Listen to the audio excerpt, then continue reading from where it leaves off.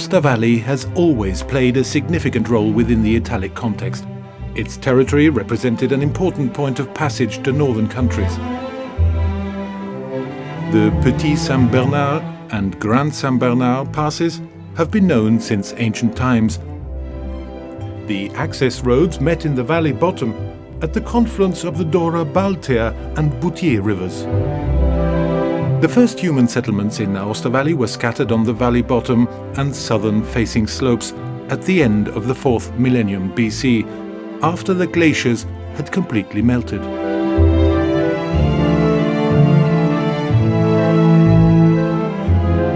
The region has been permanently occupied since the beginning of the 3rd millennium BC because of its environmental characteristics, and particularly during the Bronze and Iron Ages, as shown by the numerous archaeological findings. During the Iron Age, the area was inhabited by a community that early writers called Salassi. This population was then colonized by the ancient Romans due to the presence of important access points and iron and copper mines.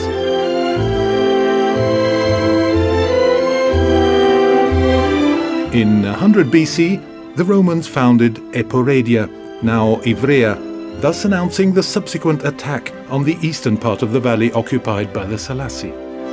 An inscription engraved on a stone slab bears witness that the Salassi put up long resistance before becoming part of the new Roman social order.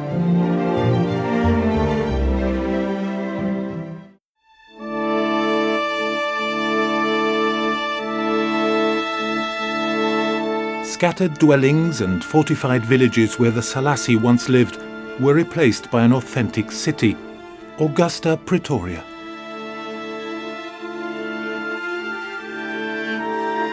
The choice of location for the city was influenced by the morphology of the area. The Dora Baltea and Boutier rivers constituted well-defined natural borders. The roads to the present Petit and Grand Saint-Bernard passes converged in the Aosta Plain, the widest of the whole valley. The city was thus erected here. Augusta Praetoria was founded in 25 BC and became a part of the Roman Empire administrative project as well as a strategic point of defense along the Alpine borders. Strabo, the historian, praised Augustus, recounting that at least 3,000 men took part in the building of the city. Augusta Praetoria was built according to an accurate urban plan. The city roads layout was marked out taking into consideration the two main roads that crossed the region, Decumanus Maximus with an east-west direction and Cardus Maximus with a north-south direction. The fortified walls surrounded a rectangular area of 41 hectares, measuring 727 meters by 574. The stone and mortar walls were covered with travertine blocks on the outside and strengthened by buttresses and embankments on the inside. Defense towers rose along the city walls at regular intervals. 4 main gates allowed entry into the city. The Porta Praetoria, the most important gateway to the city, gave access to the Decumanus Maximus to the east and Porta Decumana to the west. The Porta Principalis Sinistra and Porta Principalis Dextera gave access to the Cardus Maximus. The city was divided into a chessboard of insulae, 75 meters long and 57.5 meters wide. The width of the roads varied from 4 meters up to 9.5 meters according to their importance. The public buildings were erected in a specific area. The theatre, the amphitheatre and terme were built in the upper part of the city.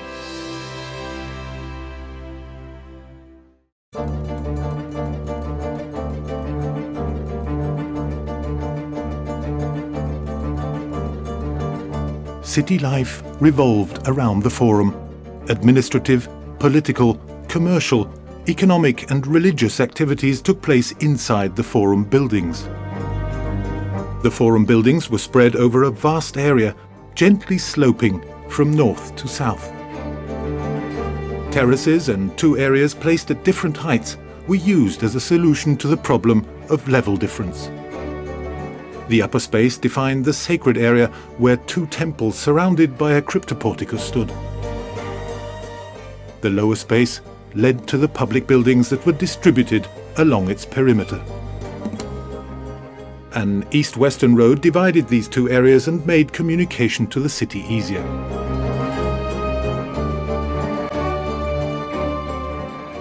At the beginning, it was thought that there was a basilica, a center of business opposite the sacred area. Some recent archaeological research seems, however, to exclude the presence of this construction in favor of a simple portico, as appears in other similar buildings.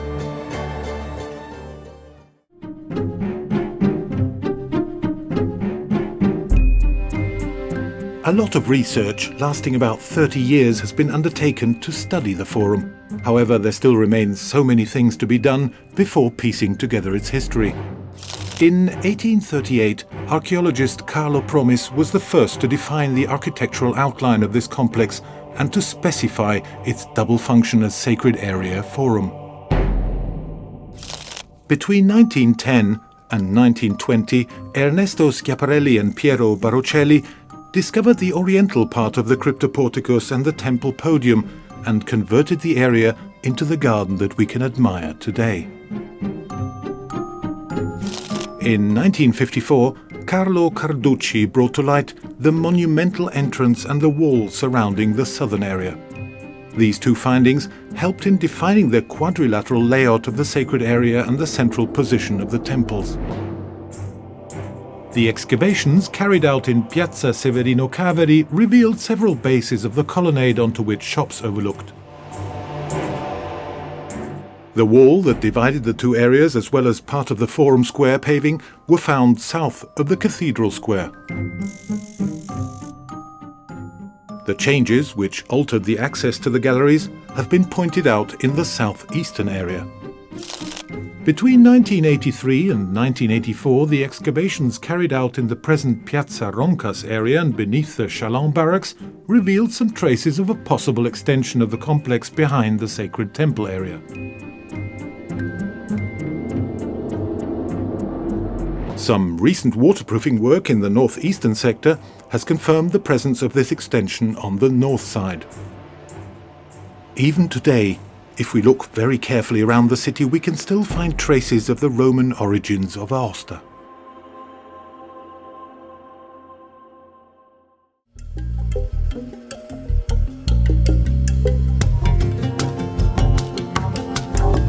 Augusta Praetoria Forum was a marvelous construction.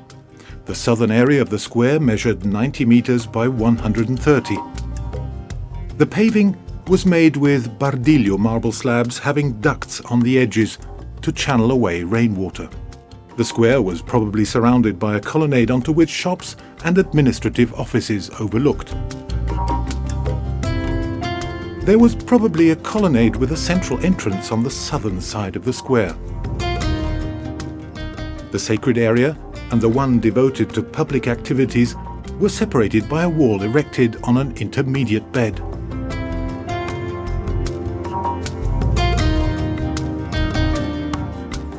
The cryptoporticus supported the upper colonnade along its whole perimeter and surrounded the sacred area on three sides.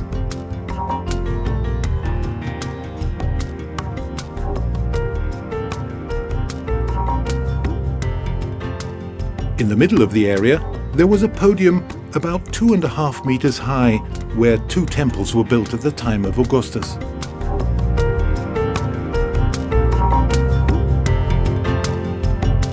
This was probably what a Roman citizen strolling through the Forum complex could see in the 1st century BC.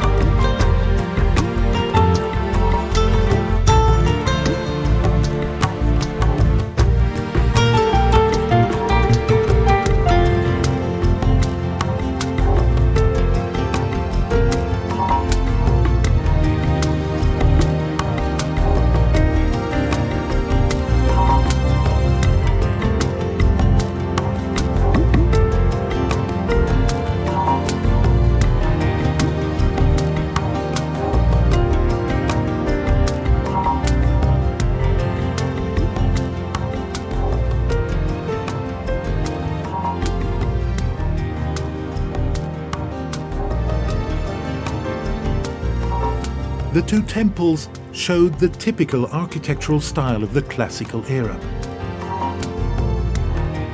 Similar characteristics of the Aosta temples can be found in other constructions of the Roman era. Numerous finds have led to the hypothesis that on the front of each temple stood a hexastyle colonnade with 6 columns. The remaining sides were arranged with several semi-columns that stuck out from the walls. The columns were fluted and sustained Corinthian capitals.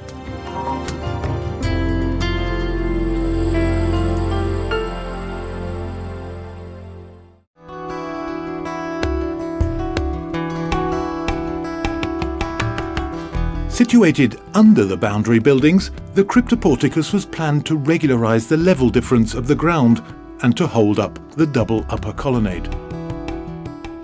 The buried part consisted of 2 parallel galleries with barrel vaults.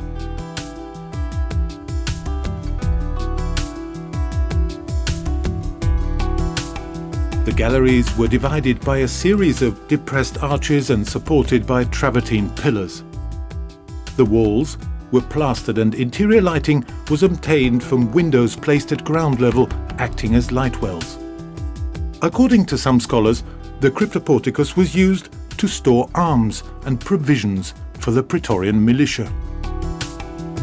Some others thought it was a military construction built by the army of occupation. The cryptoporticus was most probably an extension of the Forum colonnade built as a protection against bad weather in winter and heat in summer.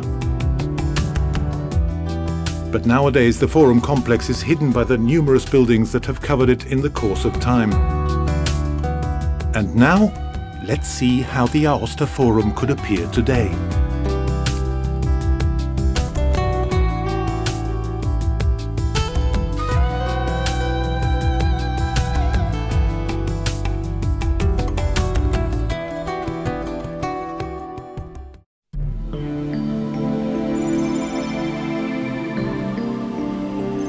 The Forum and Cryptoporticus have been the object of numerous alterations over time, changing profoundly in various parts. Thanks to careful restoration work today, it is possible to walk down through the galleries, admire the striking vaults, and observe the perfect perspectives. The restoration work has increased the value of the Cryptoporticus and restored the vestiges of an unprecedented empire to Aosta.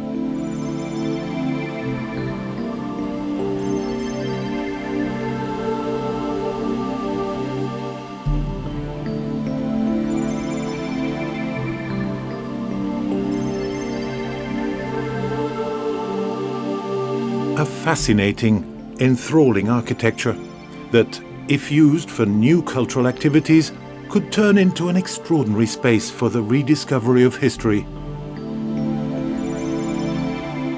creating a new kind of dialogue between past and present.